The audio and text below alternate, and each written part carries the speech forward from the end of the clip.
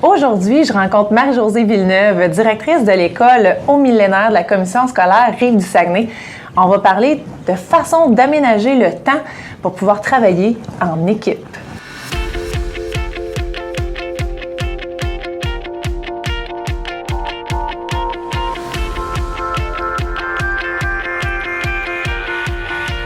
Bonjour Marie-Josée. Bonjour. Ça va bien? Ça va très bien. Merci beaucoup de nous accueillir à l'école branchée, à l'école au millénaire. Qu'est-ce qu'elle a de spécial, cette école au millénaire, justement?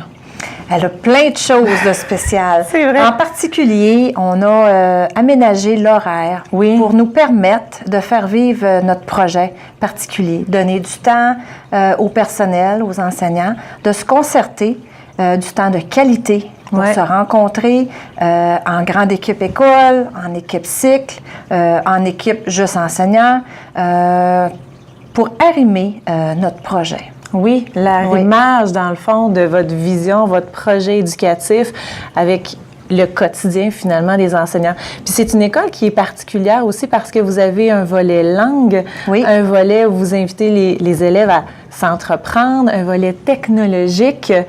Vous avez beaucoup d'esprit d'innovation au travers, dans le fond, de l'école au millénaire. Absolument. Puis il a fallu faire les choses différemment, justement pour arriver à faire vivre nos projets.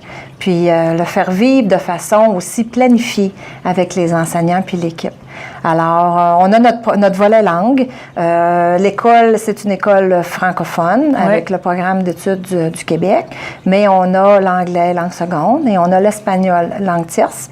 Dans notre projet langue, on a des moniteurs de langue, on a du temps consacré aussi pour notre spécialiste des langues à faire du co-enseignement avec les autres enseignants titulaires au niveau de la salle de classe.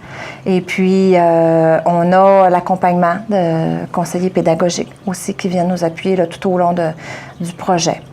On a, dans les autres volets, notre volet technologique, où nos classes sont bien équipées avec la technologie, mais c'est pas juste le matériel, c'est aussi notre façon de vivre, parce que nos élèves n'ont pas de cahier papier et les parents n'achètent pas de cahier.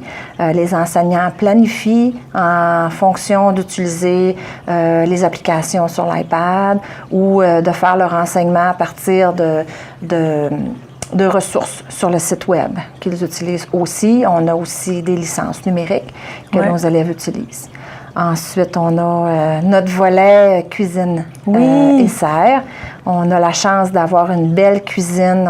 On l'appelle notre cuisine laboratoire parce qu'on y fait beaucoup d'intégration des matières dans notre cuisine. Les élèves viennent cuisiner, mais en même temps calculent la recette, les quantités. Alors, il y a une belle intégration des matières qui est faite dans l'utilisation des recettes.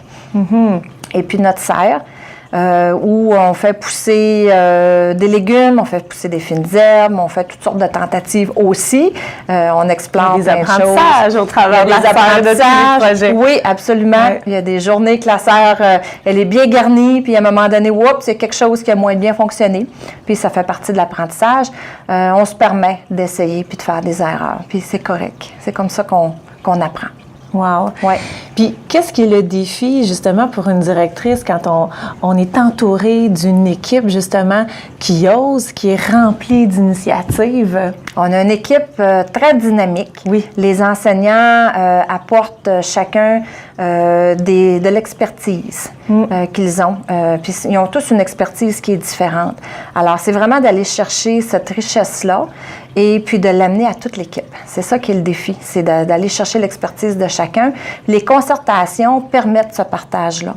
Parce qu'on se réunit ensemble, on se fait un ordre du jour, on a certains sujets qu'on veut discuter, on établit nos priorités aussi. Parce que c'est facile de se perdre. Oui, au travers de toutes les idées créatives qui émergent de la part des élèves, mais des enseignants aussi. Absolument.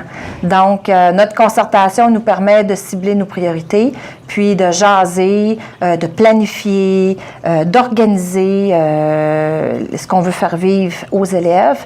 Puis il y a des choses qu'on doit aussi arrimer du point de vue organisationnel avec le personnel. Donc, c'est ce que ça nous permet de faire. C'est du temps de qualité. Du temps de qualité. Puis comment justement, parce que vous avez le même horaire que toutes les autres écoles, comment vous avez justement réaménagé votre horaire pour réussir à en faire un temps de qualité qui est d'une après-midi complète par mois, finalement, durant l'année scolaire? Comment est-ce que vous êtes allé libérer puis aménager ce temps-là? On a rajouté 6 minutes à notre 3e période chaque jour. Donc, notre journée est de 5 heures, 6 minutes en présence élève. Puis, ce 6 minutes-là ajoutées nous a permis d'aller libérer 9 après-midi répartis dans l'année.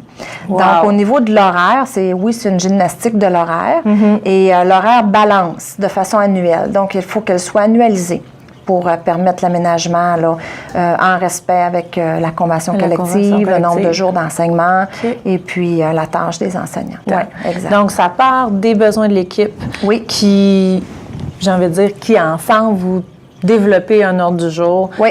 Puis, à partir de ça, c'est ce que vous vivez comme journée, comme demi-journée, finalement, de travail ensemble. Absolument. En temps de concertation. Oui.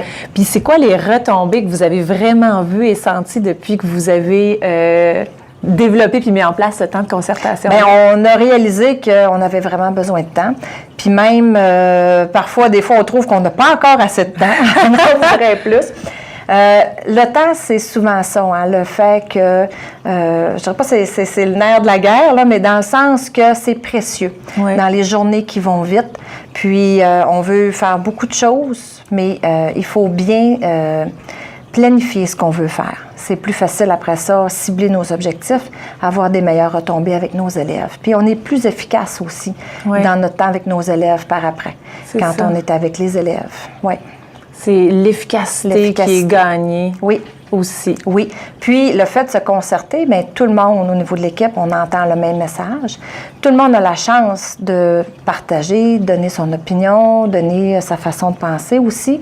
Donc, cet échange-là est important parce que quand le sujet ou l'activité est planifiée et organisée, bien, tout le monde a l'impression d'avoir contribué. Oui. Donc, tout le monde devient un peu porteur du message et tout le monde est engagé dans le développement du projet. Et parfois, la direction est là, parfois, la direction n'est pas là.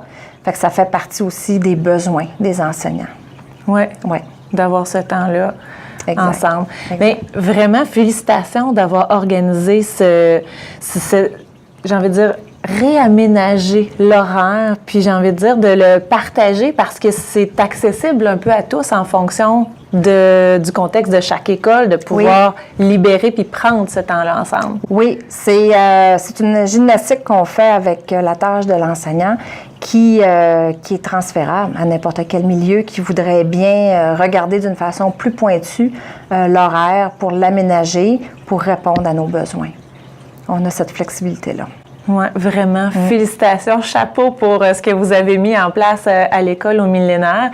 Puis, merci de nous ouvrir la porte pour qu'on aille visiter et partager ce qui est fait de vraiment beau pour vos élèves à l'école ici. Merci beaucoup. Merci, Marie-Josée. Merci. Et je vous invite également à vous inscrire via l'écolebranchée.com/hebdo pour vous inscrire et recevoir l'actualité pédagogique qu'on prépare pour vous.